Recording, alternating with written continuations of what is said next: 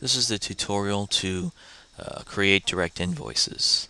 This task won't be used as often as the create sales orders, but you should be aware of it if you ever need to make any quick transactions.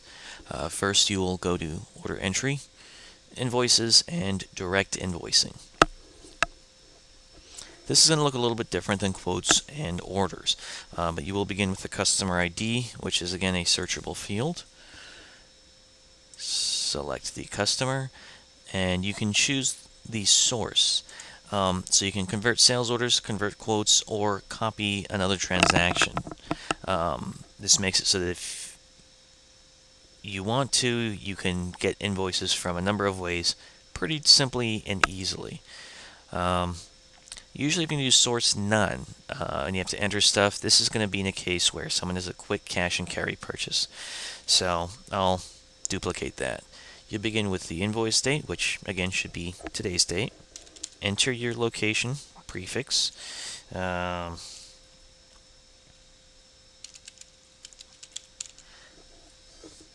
Don't use as bad as descriptions as I'm using. Click on header, and you'll notice that this is the information that you would normally see on the front page. So choose your terms. These will always be prepaid, pretty much. Enter customer purchase order if one is provided. As usual, very important, enter your sales rep number, your note, verify these, and if you need to, which should be very, very rare for direct invoices, click on Ship To and enter shipping information, or more correctly, delivery information. Then you go to line items and then add in whatever parts that they're buying. This guy's buying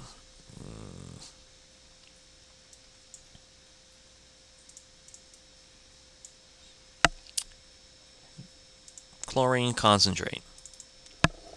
So he wants 4. We'll have to leave it at Reliance, despite the fact that this probably wouldn't be there for a quick invoice like this, but we'll hit accept.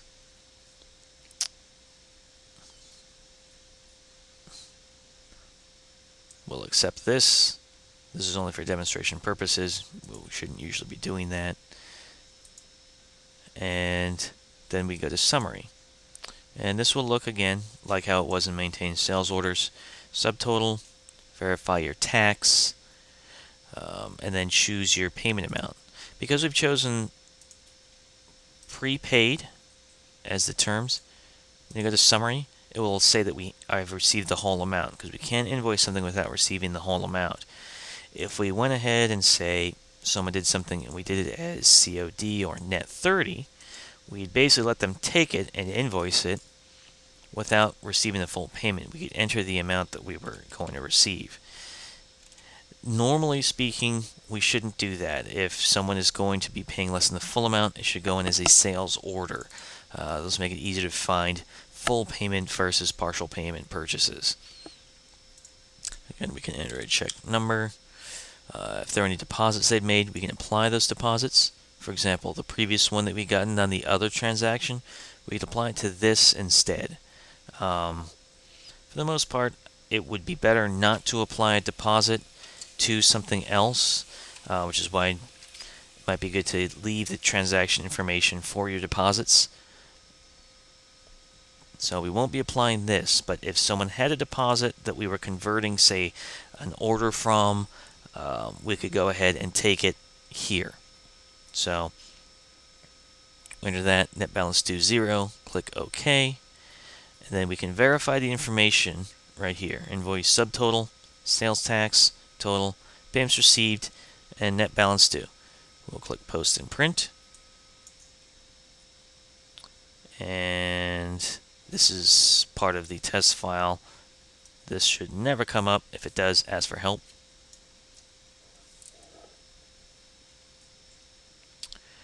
And you can choose the invoice with prices, which would be normal. Invoice without prices for example, gifts or other things. And then a packing list. For the most part, we don't need packing lists. We won't need invoice without prices, just the invoice with price Be sure to send this to the standard printer and then click Print. For test purposes, I won't.